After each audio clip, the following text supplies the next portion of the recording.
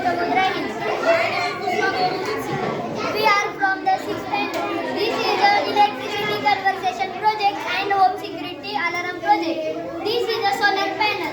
When the sun rays come on that solar panel, that time their electricity is generated. And in that home there is a battery.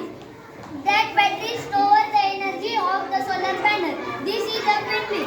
When there are no sun rays for the generate the light, that time the windmill are used. When the wind are come, that time this windmill will rotate and electricity will generate. From this electricity we on the light, and this is a home security alarm. When the robber try to